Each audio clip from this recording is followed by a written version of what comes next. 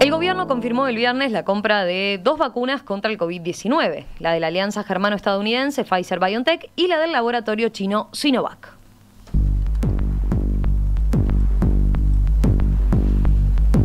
Según los anuncios, entre fines de febrero y principios de marzo comenzarán a llegar a Uruguay 200.000 dosis de cada fórmula. En total, los acuerdos son por 2 millones de dosis de Pfizer y 1.750.000 de Sinovac. Por fuera de esos acuerdos están las vacunas que llegarán mediante el mecanismo COVAX de la Organización Mundial de la Salud, que supondrán otro 1,5 millones de dosis. Aunque todavía no se difundió el plan de vacunación, la calle Pou adelantó algunos puntos. Va a empezar por el personal de la salud, va a ser al mismo tiempo, de acuerdo a las dosis y a la vacuna, los residenciales, los adultos mayores de los residenciales, el sistema educativo. Ustedes escucharon estos días que Uruguay pretende iniciar los cursos dentro de lo más normal posible, con presencialidad. Y por eso vamos a tratar de asegurar que todo el sistema educativo tenga la vacuna cuanto antes posible. Seguiremos con los mayores de 75 y así sucesivamente con el plan de vacunación que tenemos en nuestro país, que ha diseñado el Ministerio de Salud Pública, con apoyo de científicos. Obviamente este anuncio trae un montón de preguntas, ¿verdad? De inquietudes que ustedes desde la audiencia, por ejemplo, nos estaban trasladando. Bueno, vamos a un primer abordaje. Vamos a averiguar, por ejemplo, cuáles son las ventajas y desventajas de estas 2 vacunas confirmadas, cómo ayudará el inicio de la vacunación en el control de la pandemia.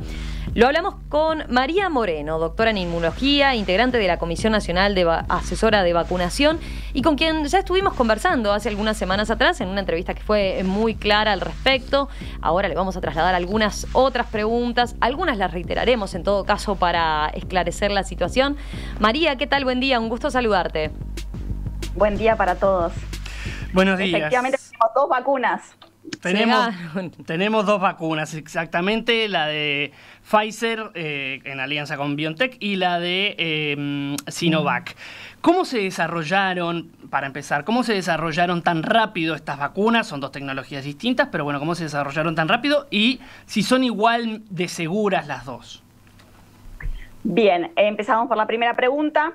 La de Pfizer es una tecnología moderna, nueva, es la primera vacuna con esta tecnología aprobada en humanos e implica el ARN mensajero. Si bien esta tecnología había sido previamente proyectada y avanzado bastante, aún mismo en ensayos clínicos en humanos, para otro tipo de virus. Por tanto, tenía un camino andado. La de Sinovac es una vacuna a virus inactivado, es una de las más clásicas que tenemos, de aproximación tecnológica o de desarrollo y bueno, con la que contamos muchísima experiencia. Y por eso entonces es que se desarrollaron tan rápido, porque una ya estaba aprobada, la del ARN mensajero, que es la de Pfizer, ya tenía entonces ciertas pruebas en humanos para otro tipo de virus, exactamente, y la de China, la de Sinovac, entonces utiliza ya mecanismos que estaban muy probados, digamos, por la industria farmacéutica. Sí, ahí capaz, María, conviene resaltar, tú lo has comentado otras veces, ¿no? El desarrollo normal de una vacuna, en general sabemos que es entre 5 y 10 años. Bueno, ¿por qué ahora se fue tan rápido, no? Se logró esto tan rápido. Bien, el camino estaba andado, toda la parte preclínica, faltaba hacer la parte clínica en humanos, de probar que estas vacunas, que estos desarrollos funcionaran. En principio, una de las razones fundamentales por las cuales se avanzó muy rápido es que había financiamiento para todos estos desarrollos. Esto es una traba muy grande cuando pensamos en desarrollar vacunas y es donde se pierde más tiempo tratando de buscar fuentes de financiación. Entonces, ese es un aspecto importante. El otro aspecto implica más toda la parte burocrática, papeleos y demás que hay que hacer a medida que se avanzan los ensayos clínicos, que en esta situación de pandemia se han acelerado, se han puesto todos los recursos humanos para poder hacerlo lo más rápido y expeditivo posible en ese sentido. Y el tercer punto es que se han solapado algunos ensayos clínicos para avanzar más rápido. Sí, en este caso también sobre todo se avanzó en la parte burocrática para habilitar el uso de emergencia, ¿no? Que es lo que se está habilitando en todo el mundo. Te preguntaba más temprano, perdón, si eran igual de seguras. Son iguales de seguras. Todas las vacunas que son aprobadas son seguras, ¿sí? Hay una sutileza en lo que respecta a los efectos adversos que puede generar, pero por seguridad, ambas cumplen con el perfil de seguridad previsto para estas vacunas y para todas las vacunas que existen en el mundo. O sea, no es que se han bajado los niveles de seguridad o algo debido a la pandemia, sino que todas cumplen con los requisitos estándar de seguridad. Cuando hablas de efectos adversos o efectos secundarios, estamos hablando de efectos menores, ¿verdad? Sí, en menores, leves y, digamos, transientes, de muy corta duración. Son efectos relacionados con la estimulación de nuestro sistema inmune o la inflamación en el lugar de inyección o alguna síntoma más general por esa inducción o suerte de potenciación de nuestro sistema inmune. María, vayamos a las características y las ventajas y desventajas de cada una de las vacunas. A ver, decías, la de Pfizer funciona a través de la nueva tecnología del ARN mensajero. ¿Qué implica eso y cuáles son las ventajas y desventajas? Bueno, ventajas a nivel de producción es mucho más rápido, está más controlado, si se puede decir de alguna manera, y por eso también son de esas tecnologías que han llegado más rápido a tener suficiente cantidad de dosis para probarlas y han avanzado más rápido. Después tenemos limitaciones al respecto, sin lugar a dudas, es el tipo de almacenamiento o requerimientos que tienen este tipo de vacunas, al ser el ARN mensajero bastante lábil, de frío, ultrafrío en algunos casos o freezer en otros. Que lo cual a veces puede dificultar la logística en un programa de vacunación. Sí, se requiere que estén a menos 70 grados Celsius las vacunas de Pfizer, que es algo que no pasa con las vacunas con las vacunas tradicionales, que se pueden conservar entre 2 y 8 grados, ¿no es cierto? Exactamente, refrigeradas. Bien, y entonces, decías como ventaja para Pfizer la rapidez para la producción y bueno, el tema de las desventajas, la logística. En el caso de Sinovac... Obviamente también como ventaja podemos decir que han demostrado ser muy inmunogénicas y a la vista está la eficacia que han demostrado tener por encima del 90%, que no aspirábamos en un principio, éramos mucho más moderados, ¿no? En solicitarle las vacunas contra el coronavirus para controlar esta pandemia. Se habla de 95% de efectividad en el caso de la de Pfizer. Decías que son muy inmunogénicas. ¿Podríamos explicarle a la audiencia exactamente qué es que sean inmunogénicas? Bien, que generan una fuerte respuesta inmune. Perfecto. Contra lo que nosotros deseamos vacunar. Cuanto mayor es nuestra respuesta inmune, más potente, prevemos que mejor vamos a estar protegidos, ¿no? De hecho, muchas de las vacunas utilizan el régimen de 2 dosis justamente para bustear y potenciar en la segunda dosis la respuesta inmune generada en la primera. Ahí entonces, ya que mencionabas eso, María, vale la pena aclarar de qué nos protege la vacuna concretamente, ¿no? ¿Qué hace? Que no me contagio pero no tengo síntomas, contagio igual, ¿qué es lo que hace? Bien, lo que está demostrado hasta ahora, porque eso lo preveían los ensayos clínicos fase 3, estos últimos donde demostramos la eficacia, es que esa eficacia está dada para la enfermedad sintomática por coronavirus. Ajá, es decir, nos previene de la enfermedad sintomática. En este caso, la de Pfizer también demostró que sintomática en todos sus rangos de síntomas, ¿no? En la severa es mayor la eficacia. No sabemos aún si previenen la transmisión y no sabemos cuál puede ser su eficacia en previniendo la asintomática, porque no lo contemplaban los ensayos clínicos. No se sabe la asintomática, en los asintomáticos. ¿Decís? Exactamente. Eso es importante, ¿no? Porque se insiste mucho en que vamos a tener que seguir usando el tapaboca. Bueno, ahí está una de las explicaciones de por qué, ¿no? Porque yo puedo seguir, darme la vacuna y ser asintomático y seguir contagiando, entonces. Exactamente. El nivel de protección va a ser a nivel individual y quizás pueda seguir transmitiendo el virus a aquellos que no estén vacunados. Y además, por supuesto, porque además este proceso de llegada de vacunas, inmunización adquirir el nivel de inmunidad necesario y todo lo más, va a llevar su largo tiempo. Y está bien claro que cuanto mejor controlada tengamos la pandemia, mejor va a ser el efecto de las vacunas. No le estamos exigiendo tanto y va a ser mucho mejor. Y entonces en los casos sintomáticos tampoco es que se corta la transmisión. Un caso sintomático, por más que esté vacunado, va a transmitir la enfermedad. Muy posiblemente, porque sí, porque si está infectado va a transmitirlo. Lo que logra sí es que los síntomas que tengamos se atenúen, podemos decir eso, que la gravedad de la situación sea más leve. Sí, o que no nos infectemos tanto. Y eso hace que, por ejemplo... que no nos infectemos tanto con síntomas, sí. Posiblemente también reduzca el asintomático. No voy a decir que no. Ajá. Simplemente que no está demostrado en esos ensayos clínicos, que obviamente la experiencia nos lo va a dar. Bien. Dato. La vacuna de Sinovac, que es más convencional, como decíamos, se habla de un 50% de efectividad, 50,4% de efectividad, según los análisis de la fase 3 que se hizo en Brasil. Se hizo en Turquía también, la fase 3 se desarrolló también en Indonesia, con diferentes números, aunque no estaba finalizada en esos casos. Y además los datos que tenemos del Instituto Butantan de Brasil son en principio los que divulgó el instituto, pero tampoco es que esté revisado ni estén publicados, etcétera, digamos en publicaciones científicas al momento. Ese 50% puede generar dudas en la población, ¿no? Porque, a ver, voy a ponerlo en términos muy simples y que no se me malentienda, pero alguno puede decir, es como ir a la ruleta y jugarle al color, rojo o negro, ¿no? Uno puedo tanto ganar como perder.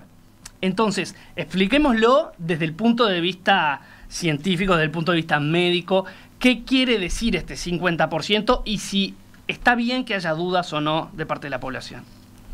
Bien, primero que nada aclarar, como tú dijiste, que la efectividad está dada, ese 50% lo manejamos todavía muy con palillos, ¿no? No están dados los datos concretos científicos y resultados en otros países muestran una protección, por lo pronto preliminar, muy preliminar, y los números se van a ir redondeando, superior.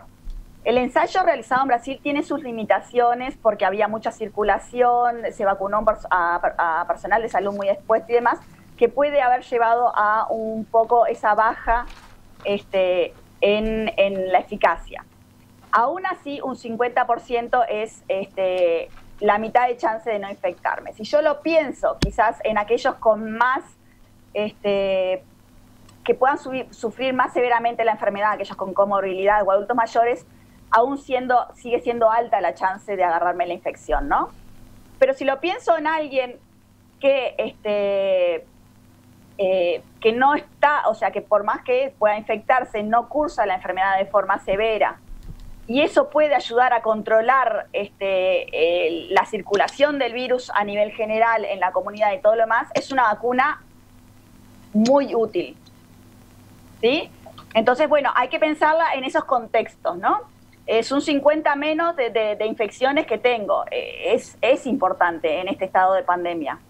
Bien. ¿Sí? Ya todos quisiéramos tener la mitad de casos de los que tuvimos ayer o demás, ¿no? Es importante. Si todavía lo acompaño con una vacuna de mayor efectividad en aquellos que son más susceptibles, el combo puede ser muy completo. Claro, eso era una de las cosas, por ejemplo, que dijo Radi en una entrevista este fin de semana que fue publicada en El Observador, que la combinación le parecía buena.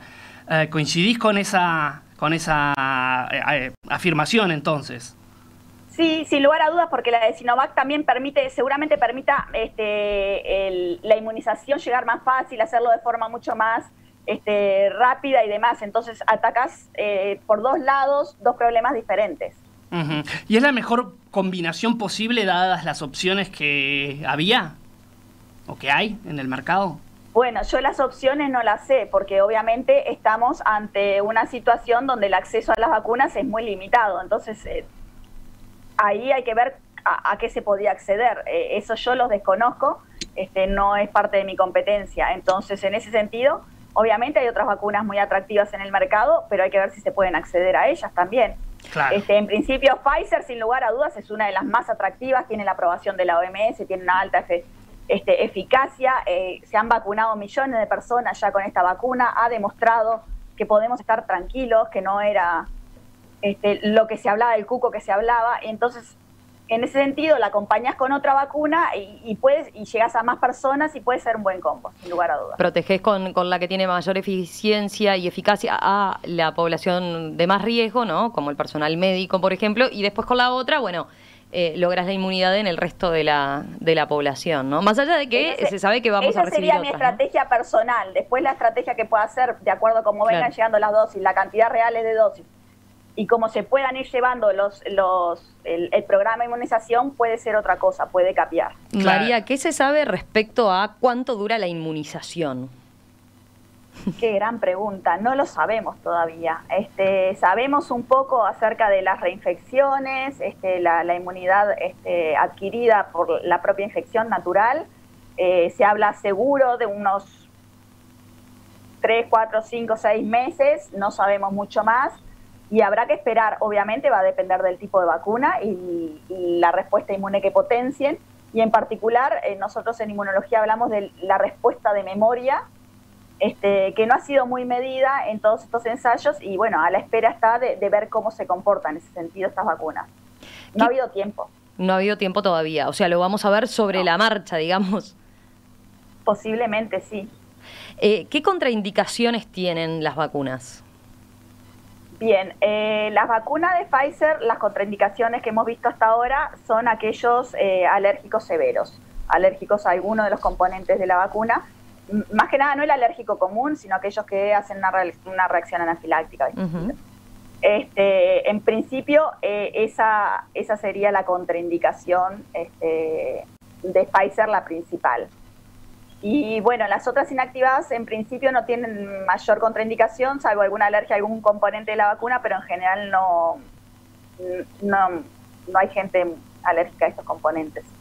O sea que en principio la inactivada no tendría contraindicación. En todos los casos, la recomendación, ¿cuál sería? Que cada uno, digo porque hay muchas situaciones que nos plantean, ¿no? Bueno, tengo tal enfermedad o soy inmunodeprimido, ¿no? ¿La indicación cuál es? ¿Que todos consultemos al médico si nos recomienda o no? Sí, sin lugar a dudas, y esperar un poco también las indicaciones de parte del ministerio a medida que van avanzando estas vacunas. Sí, pero obviamente el médico es a quien debemos consultar siempre, ante las dudas. Embarazadas, inmunodeprimidos, pacientes oncológicos, yo qué sé, todos ellos deben consultar a sus médicos y saldrán las recomendaciones del ministerio en su debido momento también. Claro. Obviamente nadie va a poder elegir cuál es la que se da, ¿no? Pero deberían saber cada uno, sí, cuál es la que le van a dar, digamos, siendo que acepte vacunarse, ¿no? Obviamente, porque no va a ser obligatoria. No, claro, uno cuando va a vacunarse asume que acepta vacunarse, ¿no? Sí, no, por supuesto. En ese caso sí es importante porque estas dos vacunas, cualquiera de las dos, conlleva 2 dosis para obtener el resultado esperado, por tanto tenemos que vacunarnos 2 veces y no es intercambiables entre ellas, entonces es necesario saber cuál dosis recibir primero para recibir la misma segunda dosis. En algunos países se aplazó la segunda dosis para agilizar el dar la primera dosis a una mayor cantidad de población. ¿Es recomendable esto en Uruguay?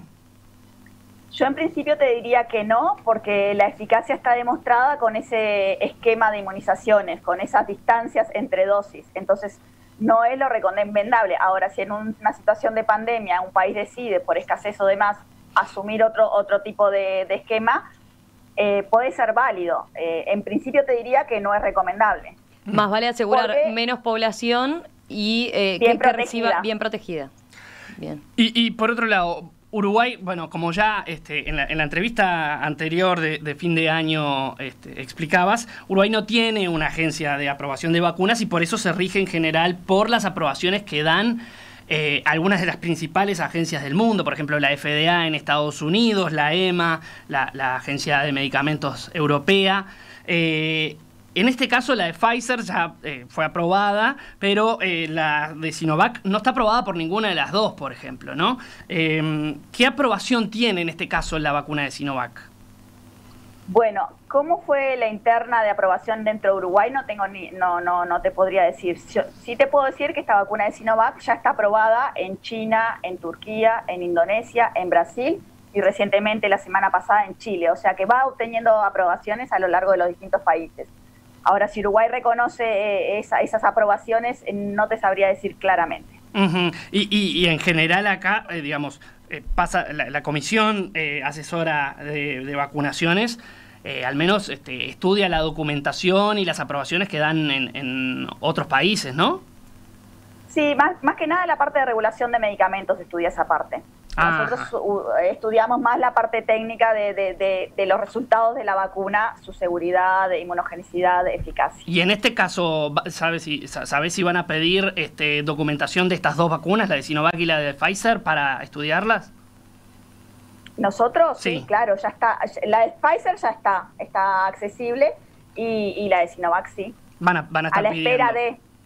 Sí, claro. Bien. Sí, claro, y supongo que como toda aprobación de emergencia estará sujeta a ver después, una vez que vayan apareciendo los resultados científicos publicados, el análisis de los mismos.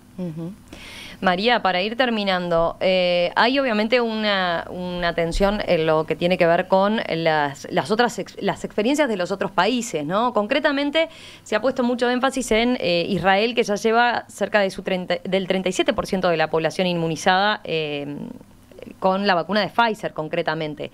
¿Qué es lo que se ha comprobado allí? ¿Qué es lo que se puede pasar en limpio, digamos? Bien, Israel, como vos decís, va a la cabeza con cerca así, como vos dijiste, esos números, pero hay que hacer la salvedad que de dosis completa de las dos dosis, el porcentaje es mucho menor, ronda el 10%, creo. Por lo pronto, los datos van cayendo con cuentagotas porque obviamente la eficacia se ve a posterior de las dos dosis, que es cuando la respuesta inmune está en su mayor potencial. Aún así, se están dejando entrever algunas bajadas en la incidencia de la enfermedad en pacientes mayores de 60. Hay algunos datos interesantes que empiezan a surgir respecto a esta vacuna, por lo cual lo miramos con muy buenos ojos, muy atentos. ¿Y va a incidir en algo que no se vacune a la población menor de 16 años, porque bueno, no están probadas todavía las vacunas para esta población, o como digamos son la población de menor riesgo de todas, no va a ser un problema eso? Bueno, en un principio resulta razonable no vacunarlos porque, como vos decís, son las menos susceptibles y en principio transmiten menos. Sí es cierto que si nosotros vacunamos a toda una población puede ser que el virus busque nichos, ¿no? En esto, obviamente, es una competencia de un tire y afloje entre el patógeno y la vacuna o la inmunidad que nosotros vayamos generando. Entonces, ahí puede ser razonable que a posterior esa población sea un nicho, ¿sí?, para el virus y pueda empezar a tener otra relevancia y se deba considerar. En principio no resulta razonable, te digo, la escasez de vacunas, un montón porque no están probados en ellos, sí, esa para mí es la principal. Entonces, por ese lado te diría que resulta razonable no vacunarlos. A futuro dejaría una puerta abierta. María, otro caso, te mencionaba el ejemplo de Israel para saber qué es lo que se ha pasado en limpio y qué primeros indicios se pueden tener, ¿no? De a medida que qué es lo que sucede cuando se va inmunizando una población. Pero hay algunos otros ejemplos que han dado que hablar a nivel internacional y que hoy de hecho nos lo mandaban algunos oyentes, que es el caso, por ejemplo, de Noruega, la preocupación que generó el fallecimiento de 23 ancianos que habían recibido la vacuna concretamente. ¿De eso hay alguna información concreta que pueda mostrar alguna relación entre lo que sucedió? No, se está estudiando eso. Se está estudiando. Hay que aclarar que estos ancianos eran ancianos lo que llamamos frágiles, o sea que cualquier alteración en su metabolismo, en su sistema, en su organismo, pueden conllevar a que se desajuste ese frágil equilibrio que tienen, ¿no? Lo que llama la atención es que fue solo en Noruega y no se ha visto y reportado en otros países que sí se estaban vacunando también a estas poblaciones. Entonces, hay que esperar, hay que estudiarla a fondo y ver qué pasa. Obviamente estamos todos atentos y investigando y buscando estos datos, y por suerte nosotros venimos un poco rezagados, tenemos 2 meses más o un mes y pico más para ver todavía más esto sobre limpio y poder ajustar mejor nuestras vacunas a nuestra realidad. Sí, imagino que ustedes están estudiando mucho, ¿no? La experiencia internacional y los casos que se están dando, qué es lo que viene pasando en otros países que comienza la inoculación. La última pregunta que te hago es concretamente, bueno, como cuando empecemos a tener estas primeras dosis, ¿verdad? Y demás, ¿en qué medida el plan que está establecido, ¿verdad? De iniciar ahora en febrero, marzo, con estas 200.000 dosis de cada una de las compañías, ¿verdad?, puede ayudar a bajar la cantidad de casos y mejorar los números que tenemos aquí en nuestro país? Porque se insiste mucho en que es mejor llegar a la etapa de la vacunación con los números más bajos, ¿verdad? ¿Por qué se hace énfasis en eso concretamente? Y porque necesitamos un par de meses de aplicación de la vacuna para poder ver los resultados, y además en un gran porcentaje. Ya estamos viendo Israel, que lleva 1 mes y pico vacunando en grandes porcentajes, y recién ahora empieza a vislumbrar algo. Si nosotros llegamos muy mal parados en ese periodo que necesitamos para implementar todo y alcanzar una buena inmunización y alcanzar un buen porcentaje, podemos terminar demasiado mal parados. O sea, entonces ese es el énfasis en tratar de ahora hacer el mayor esfuerzo para contener esto, a la espera de las vacunas. Aún así, cuando se empiecen a implementar, mantener ese énfasis.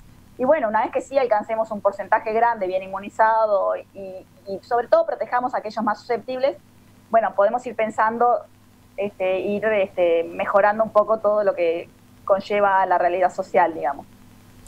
Como lo último que te pregunto, y bien cortito, como no está claro si vacunados incluso vamos a transmitir la enfermedad, el tapabocas va a seguir siendo necesario, ¿verdad? 2021 tapabocas, sí, sin lugar a dudas. Doctora María Moreno, inmunóloga, doctora en inmunología, licenciada en bioquímica, docente grado 4 del Departamento de Desarrollo Biotecnológico de la Facultad de Medicina de la Universidad de la República, integrante de la Comisión Nacional Asesora en Vacunaciones en representación de la UDELAR. Muchas gracias, María, como siempre, y bueno, volvemos a conversar en cualquier momento. Obviamente este fue un primer abordaje, quedamos a la espera después de concretar nuevas instancias para seguir evacuando dudas. Y muchas gracias por la claridad, como siempre. Muchas gracias a ustedes y aquí estaremos.